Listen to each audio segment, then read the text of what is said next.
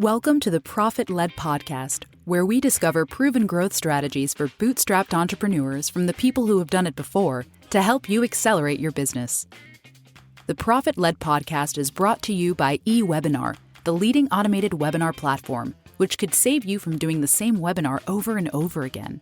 From sales demos to onboarding to training, eWebinar turns any video into an interactive webinar that you can set on a recurring schedule or make available on demand, which means you can do hundreds of webinars without ever needing to actually be there to host them live. This podcast is a forum for the unsung heroes of SaaS, the founders and others behind bootstrapped startups who are creative and resourceful enough to forge a pathway to success. Here is where they get to share everything they learned along the way, so you can benefit from their experience and find success in your own ventures too. Welcome to ProfitLed, the podcast for bootstrap entrepreneurs looking to make it happen. My name is Melissa Kwan. I'm the co-founder and CEO of eWebinar and your host. If you missed the beginning episodes of this podcast, you may have also missed my introduction of this series, where I talk about how I wanted this podcast to feel less like an interview and more like a conversation, like the kind that you would have with a friend in a bar. In fact, the kind of guests that I look for are the kinds of people I would want to have that kind of conversation with. People who've built amazing companies with limited resources. Not unicorns, not hypergrowth mega superstars, but founders who have struggled and succeeded to create a great business and make lots and lots of people's lives better every single day. In my mind, they are the unsung hero of SaaS. And as far as what I want for my listeners, I hope that at the end they'll think, wow, that person made it happen, and I bet I can too. So while it's unrealistic for me to record this podcast in a bar and invite my guests to meet me there, I thought at the very least I could have a drink with them virtually. So here we are today with my very special guest, Gavin Hammar from StoryPrompt. Gavin, how's it going? Yeah, pretty good today. And yourself? How you doing, Melissa? Not bad. Just ended a 3-week trip in Bali. So you're my first guest after that. I don't know if it's a good thing or a bad thing. Well, thanks so much for coming on the podcast. Which drink did you bring with you today? I brought a Brewdog, which is a local beer from London. It's kind of a local sort of independent beer. Really good. And yourself? Awesome. Yeah, so I got this Fentimans Rose Lemonade. A few weeks ago, because of this show, I went to the grocery store and I picked up everything that looked interesting. So this one was next up, and I'm looking forward to getting that sugar rush. So let's open our drinks in front of our mics. What do you think? Yeah, that sounds good. Hope it doesn't explode over my keyboard. There we go. All right, and I have a well, cheers, Melissa. glass to pour this in. Yeah, definitely. Cheers. And you're welcome to join us at home, by the way, if you also have a drink. So Gavin and I met over LinkedIn, as we're both content creators on there. I initially reached out to him because I was really enjoying his content about bootstrapping his previous company, Sendible, to a successful exit after 12 years. And I wanted to learn more about his journey, since I also bootstrapped my previous startup to an exit in 2019 before starting eWebinar. As a bootstrapper myself, there's a special place in my heart for others who have also chosen to take this path, which is the reason I decided to start this podcast. So today I want to dig into Gavin's story, a little bit about running and selling Sendible, but since he's talked about that quite a bit on other podcasts, which I'll share in the show notes, I wanted to focus today's conversation more about his post-exit learnings and how he's applying those lessons to his new company, StoryPrompt. With that, Gavin, can you give us a 50,000-foot view on your story with Sendible, and let's kickstart this podcast? Yeah, sure. So I'm originally from Cape Town, South Africa, so you might be able to tell from the accent. And I moved to London back in 2005. Now, back then, my idea was to really just move to the UK, travel from London, and then go back 2 years later and kind of buy my own property with the pounds that I'd earned. But I ended up founding a company called Sendible, as you mentioned. We ended up growing it to about 30,000 plus users, 6,500 customers. We're rated like one of the top 5 tools in our category. But the funny thing is I never planned to actually start a business like this. So how it all started was, I always wanted to start a business, like any business, but never this kind of business. It came about because my dad had a company in Cape Town where they would sell cleaning products, like cleaning chemicals. And he had a team of about 20 people. And he said, Gavin, can you write some code to help me schedule emails to my staff? So like a typical like HubSpot kind of tool, just to be able to plug in a date, plug in emails, plug in a message, and have it go off on their birthdays.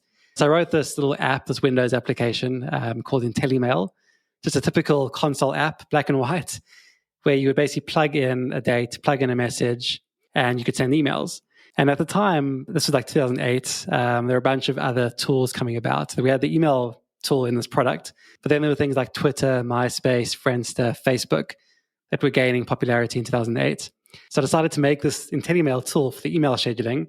I made it possible to schedule any kind of message. So as opposed to just email, you could do SMS, you could do Facebook, Twitter, MySpace back then, and you could just plug in the different plugins. So if you wanted to do a scheduled post to MySpace, plug it in through the code that are written, and you could schedule it out.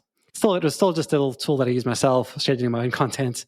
And then I went on honeymoon. So I got married in 2008, went on honeymoon, came back, and I thought, okay, let me put this thing on the web. Let's build a website around this tool for scheduling content or messages, put it out there, and let's see if the world likes this. So I put it on the web for free. It was a free tool. I bought a server from my old boss for £10, literally plugged it into my home router and ran the site for free from my flat in London. Put the website up there. And I called the site sendible.com because sending anything is possible. You could send, as I said, MySpace, email, SMS, anything is possible through this tool. Put it live in it. So back then, the whole idea was that businesses would pay to place contextual ads in the posts. So it'd be a free tool for consumers to use, to schedule your posts, but the businesses would have like an ad in there. So if you were posting, Melissa, a post about cars, put it on your Twitter, you would see a little ad in the actual message itself from some car company advertising their cars. And so that was the whole idea. And I built it up. I wrote a few blogs, which is very easy back then, 2009, 2008, to get some awareness. And then TechCrunch picked it up, Mashable. They wrote about this unique business model. And I quickly got 20,000 users using this thing for free and some businesses advertising on it. But the truth is, like back then in 2008, it wasn't a great time to launch a business. We had the market crash. So I wasn't really making a lot of money, but I was making a bit of money, still working full-time, doing this in my spare time. And then it was about 2009 when I decided I'm going to register this thing as a business, an official business. Up to then, it was just a little website. So I was working for a software consulting firm at the time, and I had to get permission to register the company. It was in my employment contract. So I went to the two owners of the company and I said, look, I want to register the startup, this Sendible.com. Just as I'm doing it in my spare time. It won't take up any work time. And they said, okay, right, Gavin, give us half your business, otherwise you're fired, basically. So either you give us half the company and you can go work on this thing, we'll give you some time to work on it, or you have to go, you have to leave. So I thought, okay, like Mark Zuckerberg, these big sort of founders, they all raise funding. You have to raise funding to get a business off the ground. I thought, okay, let me try to negotiate this thing down and end up giving away 10% of the company in exchange for me working on this thing part-time. So I was working for them 4 days a week and I had a day to work on Sendible. They promised me like server hosting, connections, that kind of thing. So it came to the end of 2009. I was making still about $400 a month in MRR from these advertisers. And I was like losing motivation because they weren't really helping me with this business. I was like working my ass off to get this thing off the ground. And I thought, okay, if I'm going to make this thing work, I have to quit my job. So end of 2009, I quit my job and I had about 6 months of savings. I ended up using a big chunk of the savings to buy back the 10% to build this thing. And I had to basically make sure I could pay myself. And I had that 6 months to get this thing going. So literally quit my job, paid them off, give me back the shares. And I transformed the product from this free tool for consumers, for advertisers, into a B2B tool for agencies, where agencies could pay to schedule posts for their clients. I spent about 3 months just rebuilding the platform. And then one thing I did back then, because it was just me and no one else, I thought, okay, how will I sell this product? Like just me by myself, get this thing to scale. And I introduced a white label solution. So I allow these agencies to pay me $1,000 and they could reskin the entire Sendible platform as if it's their own. And they could then sell it off to their clients. And from doing that, I was able to generate $100,000 in that first year after quitting my job. So 6 figures in revenue after going all in. And I knew I had 6 months of savings, but I was able to kind of make more than I made in my salary in my previous job in the first year. So from there, and that's how the company got off the ground, kept on iterating. And yeah, that's the first couple of years of growth. Yeah. Well, it's a good thing you bought back those shares. Yeah. So why did you bootstrap the company? Did you ever think about raising capital? Yeah. So as I said, as an I guess inexperienced founder, I used to read TechCrunch all the time. TechCrunch is all about fundraising. All these big companies, unicorns, if they were a thing back then, but these companies who had raised money. And I thought, okay, that's how you start a company. That's how you get rich. So in my head, I thought, okay, I'm going to start a company. If I start anything, I'll have to raise funding. So that's why when these guys offered to help me out for 50% of the company, I thought, okay, these guys have done it before. They've built a business. They'd actually previously sold the company to Visa. So I trusted them. And I thought, okay, these guys are going to help grow this business. But after realizing that they were just using me to kind of write, because actually at the time in the software firm that I was working for, I was head of their like dev team, essentially. So I had like 10 people reporting to me. And here was this guy wanting to start a company. So I could see in hindsight now, they wanted to keep me there more than help me grow my business. So I think what motivated me more about bootstrapping was the fact that I wanted to prove them wrong. Like that you don't have to be taken for a ride, that you can't start a business without funding. I didn't need their help. And then actually after I quit my job and went all in, I pitched one VC, the only VC I ever pitched, this very fancy VC in Chelsea in London. I went there and obviously very nervous. This was like 2008, 2009, I think. And I pitched them on the social media scheduling solution. And the VCs basically said, like, no one will ever pay to schedule social media posts. It's free to use. Why would anyone pay for this thing? I should think of a different idea. Again, I thought, okay, I'm going to prove them wrong as well and just build this thing, even if I don't raise any funding, gradually get this thing off the ground. So that's why I was kind of driven to bootstrap it. It wasn't because I deliberately went into this thing thinking I'll bootstrap it. It's just because I didn't like the fact that I wouldn't have control and people telling me what to do and being taken advantage of. So one VC was enough to turn you off, which turns out to be the smart decision. The experience is hell though. Like you go in there and there's like a waiter serving us coffee and it's like so nerve-wracking. And like the default is to just go in there and crush your dreams really. Because they're obviously investing LPs money and they don't want to take any chances, especially in the UK. There's so much more risk averse here than in the US. Yeah. So I think just that experience was horrible, Yeah. So you were in that company for 12 years. I mean, that's a fairly significant amount of time. I've been in startups for 12 years and I'm currently running my third company.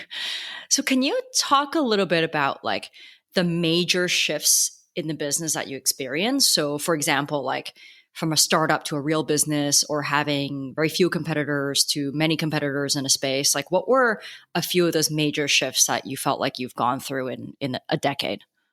Yeah, that's a very good question. I think early stage when you're starting out, I think it took me about 2 years to build the product.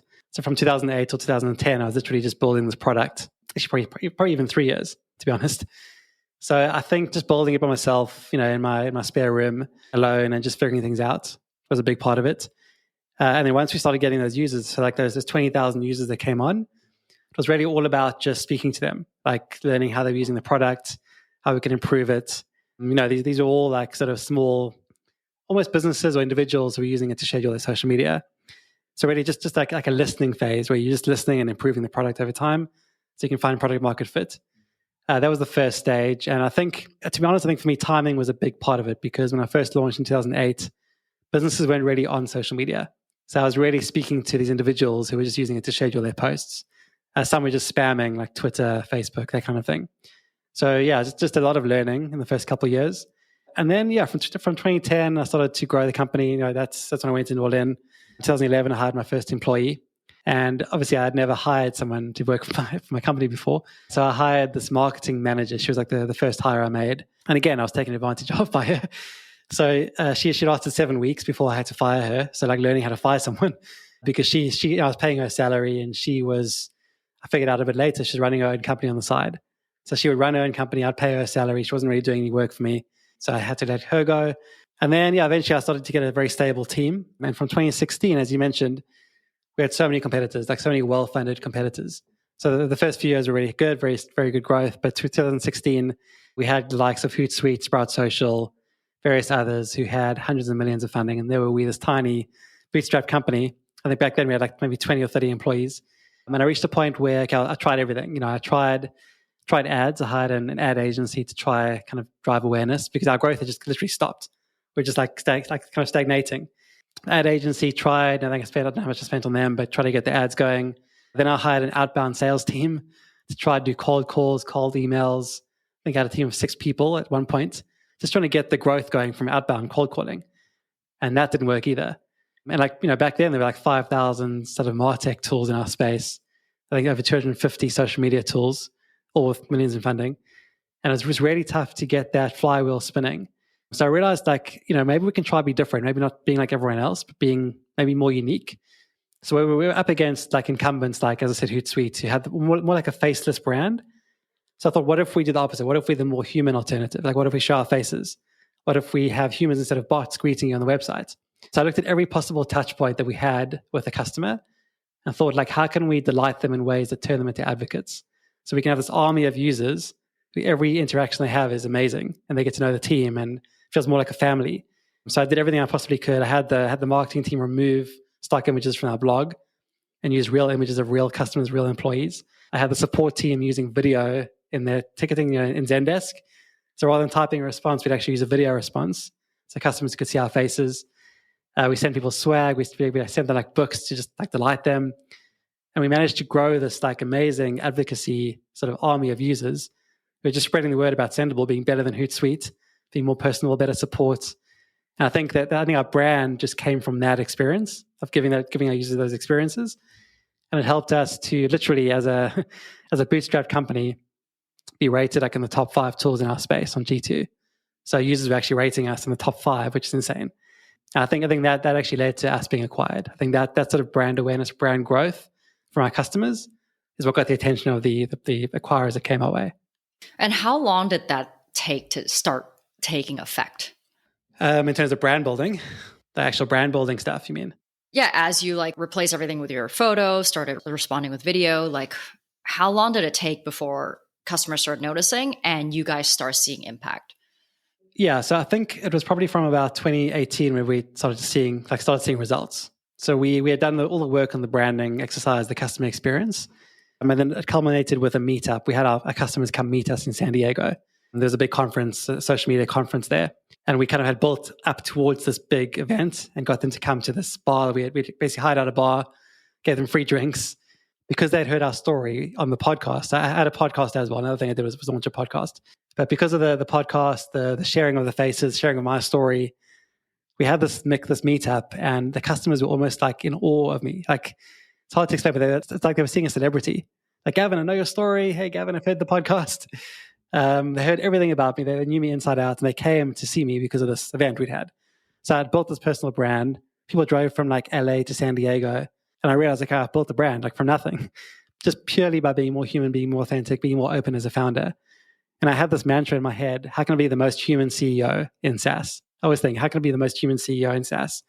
And I just spoke to customers there, and yeah, from there the brand just exploded from that. So yeah, I would say 2016, 2018, but it took about 2-3 years to get to that stage. And what led you to ultimately selling the company? Were you shopping the company or, did a buyer come along? I never planned to sell. So the company was very profitable. I mean, in the year we sold, we had done like 7 figures in profits. So it was, I was taking all of them because I was a 100% owner, right? So I didn't really ever want to sell the company.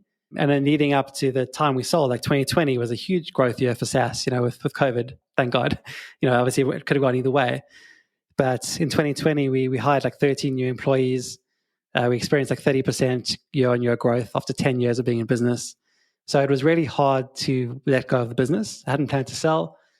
But then like in the middle of 2020, I had a bunch of people reach out via email. So like well-known companies. I had Meltwater, here's the other one.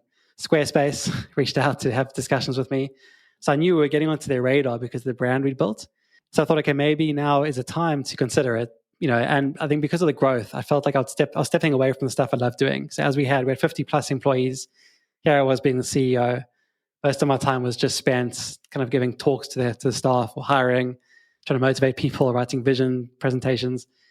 And I wasn't really doing what I'm good at. I'm good at like building startups, like trying things, experimenting. And I couldn't even touch the website anymore. I couldn't even A/B test some copy on the website. Or I hadn't touched code in 6 years. So I thought, okay, maybe I felt a bit lonely and miserable, and maybe it is time to consider what other options there are. So I thought maybe I would hire a CEO, almost like take a step back, employ a CEO. I'm just the owner of the company. But then I thought I'd still be involved because of the risk to me personally. So I looked at all the different options, and what made most sense was to sell. Even though it was damn hard to let go of a baby that I built up for like 12 years, I thought maybe now's the right time. So I had this offer from ASG, Alpine Software Group, who specialize in acquiring bootstrapped businesses. That's all they do. They reached out with an offer, and I had a few criteria. The main thing was to make sure it was enough. Like, would it be enough that I wouldn't have to work again? That it could cover me for the rest of my life. Whatever I do next is just a bonus. That was the first thing. And then how will the team feel? Like if I were to tell the story of why I sold to them, would the team buy into the story? Like would they be motivated? Because the team had all come to work for me. Like they bought into my story. So I didn't want to disappoint them and like break their hearts. So will the team be okay? And then just having my legacy intact. Like for me, legacy is super important. Just like having the Sendible brand still be around, not be transformed into like a Squarespace social media tool or something. And ASG offered all the stuff. So all of the above was ticked by ASG, and they understand bootstrapped founders really well. So the offer, which was basically that I could walk away in 6 months. So I thought, okay, this makes a lot of sense. Still thinking about it. Shouldn't I go through with it? At the last minute, I thought maybe I'll pull out.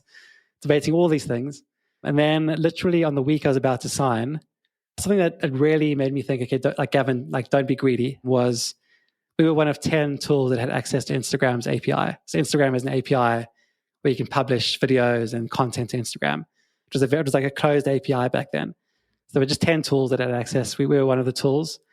And the week I was about to sign, Instagram opened up their APIs to everyone. So I knew, okay, the market's going to change after this. Like now I should just go with it, just sign, because it's a risk issue for me personally. All my risk was in the business, and that like pushed me over the edge. Okay, just do what's right for you now. Now's the right time. And that's when I signed. Yeah. And how did you feel after the transaction closed? Yeah, I'm sure you know how it feels. So because we were selling to a US company and we were obviously based in the UK, we had 6 months of due diligence leading up to that point. With me by myself, I was hiding the fact that I was selling the company from our CTO, our head of growth. No one knew I was doing this. So I was keeping everything secret. And then the week I was going to sell, the week of the deal, where we were signing off, like agreeing the last few clauses, we were up until 4 a.m. with our legal team. So our lawyer in the UK, their lawyers, and us, we were on the call at 4 a.m. trying to like get the last few clauses agreed, like on the night of closing. So the day of closing, I signed, obviously. And I literally just burst into tears. Like I just broke down, like what the hell just happened? And all the years of growing the business just flashed before me. So I remember like when I first got the first like subscription payment, how that felt. I was like on the beach in Cape Town having an ice cream and suddenly I got a payment in. So everything just like flashed before my mind, all the experience with the company, everything. I just like started crying like for about 10 minutes. It's like such a weird feeling. It's like this massive release. And then like that day, so this was probably at 4 a.m. Sorry, it was 8 a.m. after being up at 4 a.m. to sign the deal. I had to tell the team. And you know how it feels when you've done this thing secretly over, like I'd basically been remote. The whole team was remote. I'd done the deal over Zoom. I had to now inform the team over Zoom, tell them this huge news. And I was so nervous. I think I had like 3 or 4 whiskeys before I told them. So I came onto Zoom. I called an all hands meeting and announced the news. I wrote a speech and everything. And like it was like dead quiet after I told them. Like I sold the company, dead silence. You know, I'm already feeling guilty for doing this behind their backs. So I ended the call and I offered them all to have one-on-ones with me. So I did 50 one-on-ones with the team over the course of a few weeks. But in the first few days, they were just bawling. They were all crying. Like the team was crying. Like, Gavin, it's not going to be the same without you. You know, it's a founder-led business. Now it's going to be this this private equity-backed firm. They just hated the idea of me selling it. And they were really upset, thinking of leaving. And so you know how guilty it feels. Like the guilt you feel after doing this behind their backs and telling them. So yeah, all those feelings were really, really tough to get past. So what was it like to watch someone else run your business? Like, did you have to let go or what was that transition like? Hey, I'd like to take a second here to talk about my own company, eWebinar, and our mission to rescue people from what I call webinar hell, to give them back their time and save them literally hundreds of hours every month through webinar automation. If your sales team is tired of doing the same demo over and over for unqualified leads or worse, prospects who don't even show up, an on-demand demo powered by eWebinar can help them get their time back so they can close more deals. If you're doing customer onboarding and training on repeat, eWebinar can help you automate those so you never have to do them live again. Customer success teams are using eWebinar to run hundreds of sessions every single month without a live host. Why don't you give our product a try and see for yourself? Visit ewebinar.com to join our own on-demand demo or to sign up for a free trial. All right, now that I've gotten that on my system, let's get back to the episode. Yeah, so they basically promoted someone. So they have like 30 companies in their group, ASG. And they promoted someone who was like a head of marketing. I believe she was doing marketing before, to be CEO of Sendible. So they moved her from Seattle to the UK. And she had no experience being a CEO. And I had to literally let go on day one. So after I sold, she literally took over. And I would be in the leadership meetings, like watching her run those meetings and like making the mistakes I made like maybe 5 or 6 years ago. The same mistakes I made, she was making then with this company that was like much bigger. And I couldn't say, I couldn't like say anything. I couldn't advise her publicly. I had to tell her afterwards, okay, here's how things are different to the UK. Here's how I did things before. We preferred asynchronous communication. She preferred like meetings. So all the cultural differences were being noticed, I guess, in that time. So I really just had to coach her, and it was really, really frustrating watching someone else run the business. I'd also put in all the work to build the brand. And I think a lot of brand building is about the founder story. So I think it's something that your listeners should really lean into is your founder story, because that is so powerful. Hearing the voice of a founder, telling the why behind the company and the ups and downs. And she obviously couldn't relate. She couldn't do that. She tried to run the podcast. She tried to take over the podcast that started, but it just kind of fizzled out. So like just watching it gradually just change was really, really hard, and not being able to change anything was tough. But yeah, then I guess you learn to view things differently over time. Just take a different stance on things. And if you've sold it, you have to let go. And that helped me over time. And then that's kind of why I lent into the next business straight away to just distract me from what was going on. Yeah, no, I get that. I mean, I also started eWebinar 2 months after I sold Spacio. Like I was still working for that company, but frankly, they never really found a place for me. Like I was CEO, so I was really touching everything. And then they put a person in product, they put a person in marketing, and they just wanted me to sell. But my role was never just sales. So it was kind of a weird transition for me as well. And, starting eWebinar definitely helped that.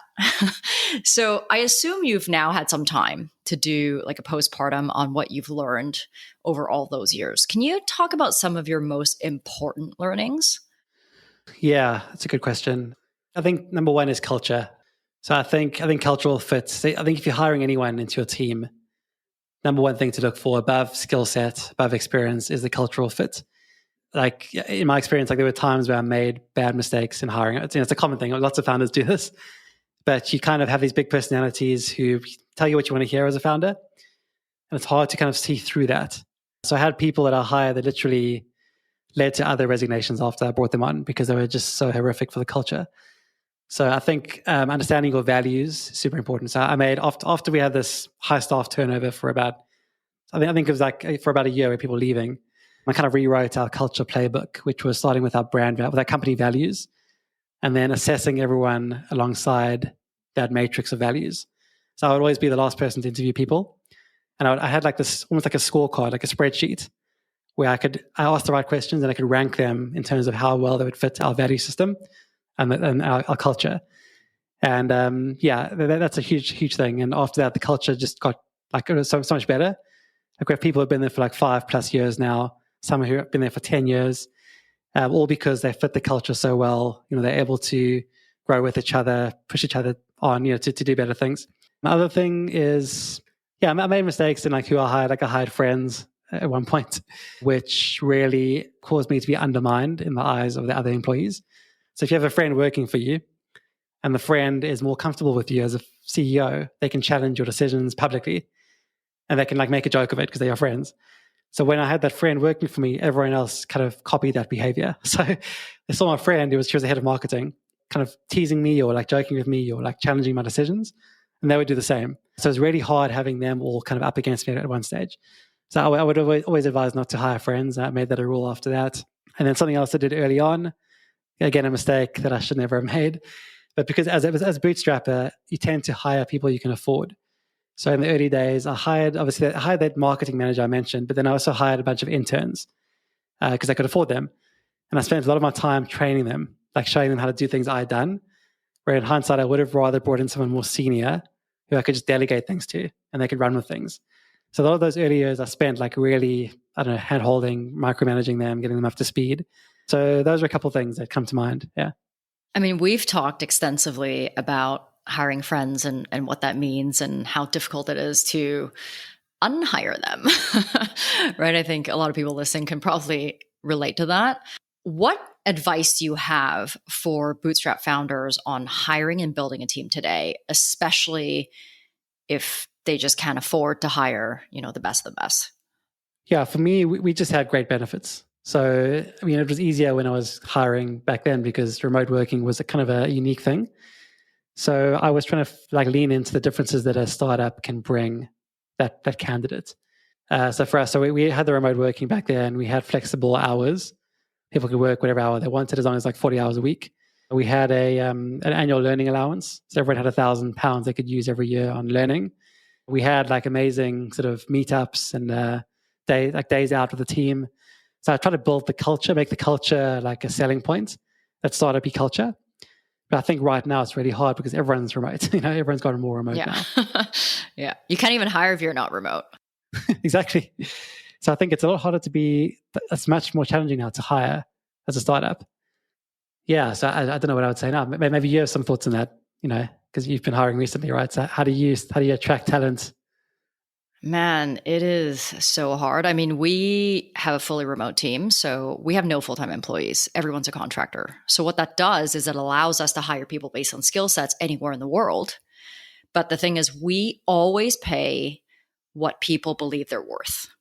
So that means we never negotiate. If that's the price you give us, your price does not depend on our ability to pay, right? So that's kind of a rule that we have. But we hire people for really specialized skill sets, and not a lot of people are full-time. So we have a team of about 12, but maybe I think about 7 or 8 of people are really full-time, and most of them are developers that we hire in Vietnam and Eastern Europe. So yes, while we have to hire people that we can afford because of the way that we structured our company, it also opens us up to a lot more opportunities than if we had any policies to hire locally or in a certain region. And we actually don't care about time zones or anything because of asynchronous communication, right? We've been remote since day one. This is my 3rd company. Everyone's been remote since 12 years ago. I would say there is one thing that might also be beneficial to help us stand out, which was, so we offered proper profit sharing bonuses. So I built a system for profit sharing bonuses because I wanted people to feel like they were owners of the company without being owners. So if the company did well, they would do well. And every 6 months, we had a performance review of how well they were doing, given by their managers. I could plug in a score into this profit sharing system that told me how much I would get of the profits every year. So because we're so profitable, I wouldn't share what the profits actually were, but I could share what chunk was allocated to the team of the profits. So they could see, okay, if we kind of are more frugal in our spending, I can potentially earn more. So I use that as a way to kind of keep them in the company where, they could see they had a direct impact on the growth of the business, especially as a bootstrap company where profits are everything, and help them understand the need to be more frugal and the need to kind of drive growth and drive down churn, for example. So things like that really help. Just having anything you can do that's different that other companies aren't doing to help attract people and help retain them. Yeah. Well, that's an amazing way to align what's important as well. So making them owners, but not owners. I really like that. So you started a new company called StoryPrompt. Can you share more about that company and what you guys are doing now? Yeah, so this came about because I noticed, obviously, at Sendible during the time I was running the company, that traditional marketing is no longer effective. Back when I started Sendible, as I said, I could write a blog, get awareness. I could put an ad out and get new users to sign up. But I think there's a big problem with market saturation right now. I think it's much harder to be heard, much harder to be seen, much harder to be trusted. I think, especially with messages from the brand themselves. So if you post something out as a brand, it's not trusted as much as if someone who you impacted, like your community or your customers, said it. If your customer said something amazing about eWebinar, that's trusted much more than if you said something amazing about eWebinar. So I think that's a big thing that led me to move towards this product. Where is there a way to collect those stories? Can we easily get the stories from people we've impacted in our communities and use that almost as billboards for our brand rather than us saying it, turn them into billboards for our brand so that our customers, our community, our employees become advocates and marketers. Kind of like what I was doing at Sendible, where I turned our customers into marketers and kind of builders of our brand. Could we make this possible at scale? So StoryPrompt basically helps brands build strong relationships with their customers, employees, and the community through asynchronous face-to-face video communication. So I could have an asynchronous video chat with you, and in that chat, I might be able to get a testimonial from you or get some content that I can use. or I might prompt my employees to share something great about the company that I can then use in my job ad to attract more employees. So it's a way to seamlessly collect videos from people. And we actually recently introduced this two-way communication system, almost like Slack plus TikTok combined. So imagine like a Slack interface where you can chat face-to-face or over audio with your community. And through those chats, you're kind of getting those conversations out in the open through your people. And you can then share those to become brand assets. So yeah, it's basically the easiest way to send and collect personal videos from people that you impact. So I actually built this while I was at Sendible in 2021, actually 2020 during COVID, as a way to kind of show our faces as a company more and collect content from employees and from customers. And as I was using it more, like all these customers were saying, how can we use this product? It was just my own tool. So I basically put it live earlier this year, put it out there, and people started signing up. And so now we have about 550 users using it. Still trying to kind of grow that. But it's going well so far. That's kind of like the Respona story where they built a tool to do the Visme backlinking, and then now they've productized that. So it's kind of like a conversation or a conversational tool, but you can also capture video snippets through those natural conversations that you can then put on your website or, your testimonial page or whatnot. Yeah, that's really cool. And do people that are communicating through it know that? Like, do they know that these conversations could in the future be made public? Yeah, so there are two ways to collect content. So one way is you send out a link. Someone clicks the link and they send you a video back. When they send you the video back, they have to give consent that it's going to be used for marketing. Other way is you invite them to a community space. And anyone who joins that community space, their consent is that their videos can be used for marketing purposes. Obviously, you can customize that messaging. But when they're in that community, they know that they could be getting brand exposure as well as so I think it was like last week we had this YouTube influencer come into our community, our user community, and someone asked him about how can you look more natural in video? Like how can you make it look like you're looking at the camera as opposed to like looking slightly down? Because if you're on a laptop, you're looking slightly down where the camera is. Everyone has this problem. So we asked for advice and he gave a video in the community, and then I used the video on LinkedIn.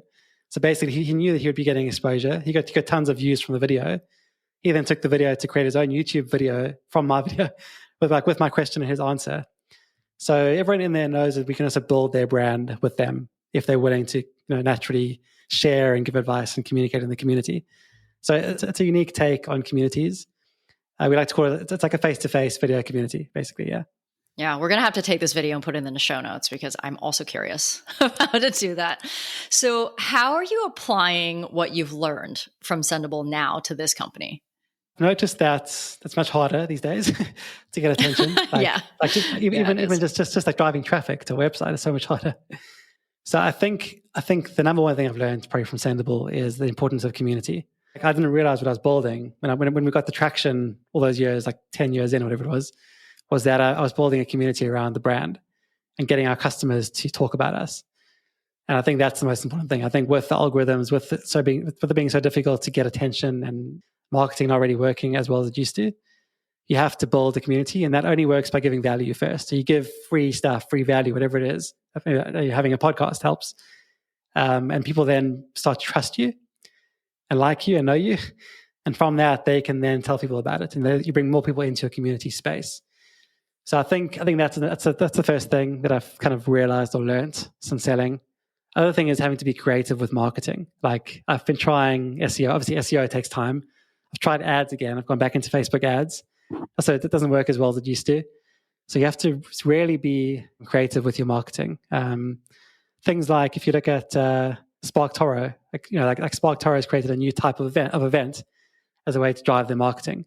So I think just finding new ways to get people to pay attention to you is really difficult. I think you have to. I think it's the only way to market these days and grow a business is to be unique, stand out, build community, build a following. Do what you're doing by going on podcasts as well, being on other people's podcasts, where you get their community to kind of join your community.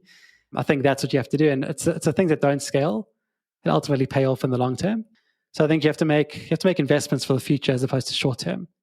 So I think ads are just way too short term. I think you have to invest in planting seeds now that kind of bear fruits later on. It takes time, I mean, I think it's interesting how like a product really just used to be the product, but what you were doing, attaching your face, your team, humans to your product is what community does now. And like, I firmly believe that the future of sales is community led through social validation. That's why we have to post daily on LinkedIn or Twitter or whatever, wherever your community is, right? Offer some value. Like, I've never had to do this, and I've been in sales for 15 years. And that's just the way that it's going. I mean, they say, though, that it's easier the second time around, right? But I'm a believer that success is not repeatable, right? Just because you've had some, like one success in the past doesn't guarantee you another one, right? So, like, do you think it's easier this time around, or are there certain things that are easier and some things that aren't? Yeah, I think it's easier to get access to money if you want. So, I could go approach an angel investor now and say, look, I bought Sendible, I sold it for X. Will you come invest? So I think raising money, even though maybe not in this climate now with the economy as it is, but having access to money is much easier. I think the other thing is that, after I sold Sendible, I had the Sendible customers follow me to my next project. So they came along with me. Not that they're the right customers necessarily, because they're all agencies, but they were intrigued and they kind of signed up to StoryPrompt. Some paid on the first day, which was amazing. Just because I had the trust already. They trusted that I'd built something that they were benefiting from with Sendible, and now they could possibly use this at some point in the future. So I think, that's kind of easier. As I said, marketing is harder. There's more noise in the market. So many other tools doing similar things, and trying to stand out with the brand is really hard. It just takes longer to get traction. So I think, as I said, you have to plant the seeds for the future. Yeah, the other thing that's easier is probably, maybe hiring people who've seen what I've built at Sendible, might be eager to come work for me with a new company. But other than that, ultimately you still have to deliver a valuable solution to the market. That doesn't change. That never gets easier. Yeah. Well, marketing is harder because the world is constantly shifting, right? Just even though like you may have found marketing methods that work before, they probably don't apply to how we have shifted, as consumers. So what are some final words of wisdom that you want to leave with our listeners today who are bootstrap founders focusing on driving growth and profitability? So something I've been doing recently, like it's a new tactic to try grow StoryPrompt. I tried things that are more like mass sort of approaches where it's, bigger, bolder sort of approach to get people to sign up or to get awareness.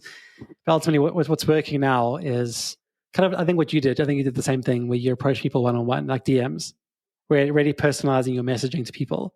So what I've done is, have you heard of this Dream 100? We make a list of the Dream 100 customers. So rather than doing customers, I'm doing the Dream 100 channels. So people who have audiences with customers who I want to reach.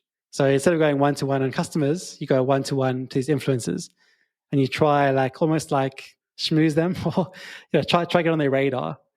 And you don't ask for anything. You just engage with their posts, that kind of thing. And eventually when you're ready, you say, hey, by the way, could we do this thing together? Well, I'd love to show you something or whatever it is. But it takes a long time and it pays off. I've seen it working. But again, it's back to the thing of investing for the long term. It's really hard if you're in a rush to make money, as a founder. So you have to be willing to kind of forgo the short term for the long term success. So building relationships, building things like SEO. SEO takes time. Building a brand takes time. Anything that's valuable takes time. Going on a podcast, building a podcast, YouTube. If you put a YouTube video out, it can take a year for it to get enough views to make it valuable. And so it's the same with building relationships, which I think you've done really well. With what you've done on LinkedIn and with your WhatsApp group and all that kind of thing. I think building relationships is really the most powerful thing you can do right now, whether it be with customers, peers, influencers, thought leaders, whoever it is. You can just kind of get the attention of those people. You can then amplify your brand. I think that's the best thing you can do right now as a founder. I mean, it was hard for me to make that shift because I've been in sales for so many years. It's how I was trained. It's all my experience. It was my first job. And sales gives you that instant gratification, right? You get on a call, you convert somebody. And I was spending that's how I got the company kind of off the ground. Is probably how we got our first 100 customers. Not only was it not scalable, it's not a great tactic for a company like us that is selling low revenue per user, right? Our price point falls at around $100 a person, right? So it's just not scalable for my time. But it was really hard for me to, number one, recognize that the world has shifted to community building and audience building. And I need to spend less of my time doing things that's not one to many. Because when I do things that are one-on-one, it's taking my time away from maybe looking for a new channel, like you mentioned, right? So I was finding myself allocating, okay, only 3 hours or only 4 hours on outreach, and all the other time I would spend on this other thing, like audience building. But context switching is also really hard because you only have, so many hours in a day. So I think about 6 months ago, I probably made that conscious choice to absolutely stop doing anything that's one-on-one. Like even if it gives me that instant jolt of energy, I only do things that have a longer return. And there's a lot of things that I do now that I'm not seeing return on. But as a founder, I'm also pretty resolved that 9 out of 10 things I do are not going to return me something.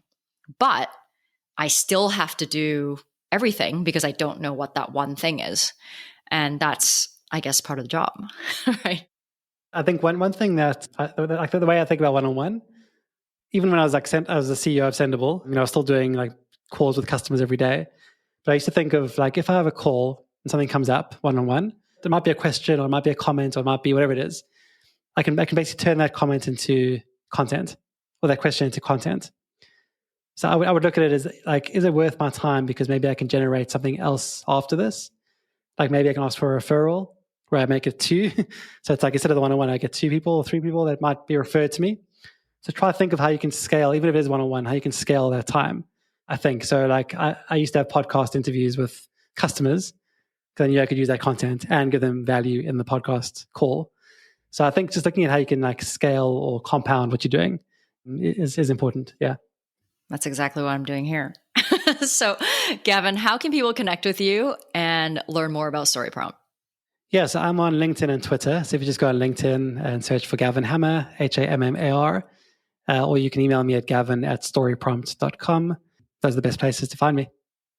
All right, Gavin, thanks so much for coming on the podcast. If you enjoyed this episode, don't forget to subscribe to ProfitLed and be notified of new episodes, and head over to our website, ProfitLed.fm, to see the show notes of this episode. Thanks again for your time. Thanks for listening to ProfitLed. If you enjoyed this episode, we hope you will subscribe to the ProfitLed podcast and head over to our website, ProfitLed.fm, to see the show notes of every episode. You can also join our mailing list to be notified of new episodes or when we have interesting products and resources to share. We promise to only share things you'll actually care about. Thanks again for listening. Bye now.